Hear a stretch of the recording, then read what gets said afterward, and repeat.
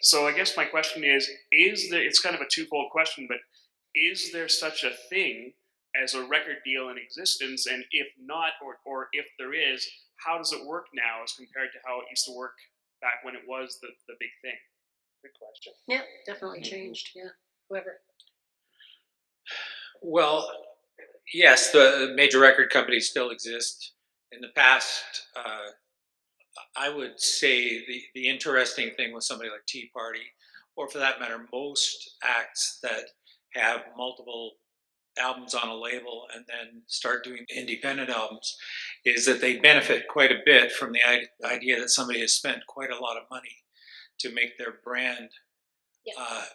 out there and aware.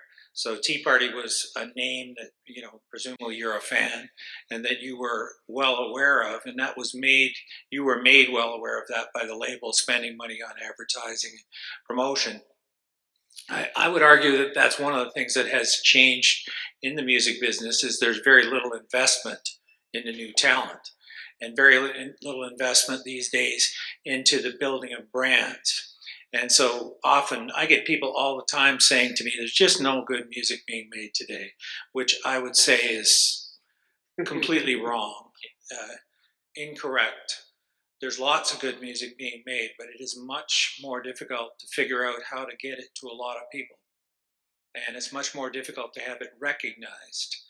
And I think that that's one of the challenges. And so acts like Tea Party, um, I worked with Tom Cochran, for instance. Tom continues to put out records, and the fact that millions of dollars were spent on his career to make him a famous person, and the record company made their money back and so on, means that he has the legacy to be able to continue to put out records, and people go, I like Tom Cochran, I want to buy that record. They are aware of him and they can find him. It's much more difficult these days, I think, for an act to build up that kind of brand recognition. And it's a challenge for independents, other than doing outrageous things or thinking of something very, very inventive that can be done on the internet. There's not a whole lot of ways to stand out from the crowd. So a lot of the time it's a hard slog to just build enough brand that you can consistently sell records or Right. sell Yeah, titles. I was just going to say the same thing. I mean, I worked for Network years and years ago, and it was when Network managed Bare Naked Ladies, and people, even the owner would eventually come and go, look, copyrights fluid and all this kind of stuff. And I said to Terry, that's not true. He's like, well, look at B&L. They're now making their own records and own their own masters. And I said, because they had a deal with Warner Brothers, and they were managed by you, and they had a publishing deal. Those people did the back end work to get them known, so it gave them the luxury and the money to be able to produce their own record. And that's a reality.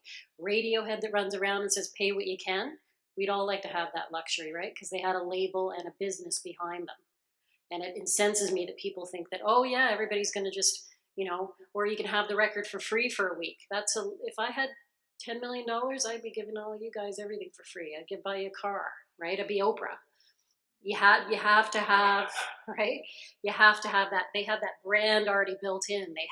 The record companies are tastemakers. They're still the card carrying tastemakers. That's the position they're still in, rightly or wrongly. And then obviously, as you're saying, in the 80s and 90s, that was much more the case because they make people hear those things, they market them, they create, which didn't exist in the 80s and 90s, but they create that brand, allowing these people to become independent afterwards, in the reverse. So it is a lot more difficult, I agree. It is. And I think, not that it was ever perfect.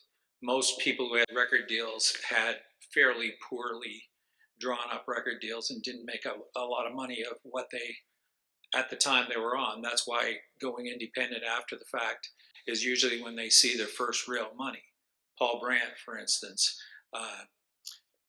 basically was signed to, I believe it was Warner Brothers in the States he was signed to, and he did 3 records with them, got out of his contract, came back to Canada and did Small Towns and Big Dreams, which was a touring album that he made for about $10,000 and sold around 100,000 copies of it because he was Paul Brandt. And from that point on, that paid for the next bunch of records that he did, basically. So it's most record deals weren't terribly well, weren't in the artist's favor. So it's hard to say what was better. Right. But the reality these days is that your challenge is to sort of make your brand well enough known that you can extract a livelihood from this. What a record deal got you as well, that was, there's some sort of perceived credibility, right? That you Yes. had, that you had this weight behind you. I mean, we all of a sudden, radio paid more attention to us when EMI started distributing our records, right? Like it was easy, to get people to play our stuff after that. No money came of it. Like we weren't living like millionaires, but it was one of those things where the perception, and like we did Bullard a few times, we did Canada AM, we did breakfast television, and all those doors opened because we had, the perceived power of EMI behind us. Now, being on EMI, or being distributed by EMI, you have to realize that, they also had Garth Brooks, to worry about. So we were really, we weren't like, but it's this perception of credibility that you get. And you realize after a while, I'm not being a cranky old guy, but you realize after a while, kind of credibility wasn't really worth it because we didn't really translate into making money. We played great gigs, we did well for a while, but then we decided, we don't really want to do that anymore. So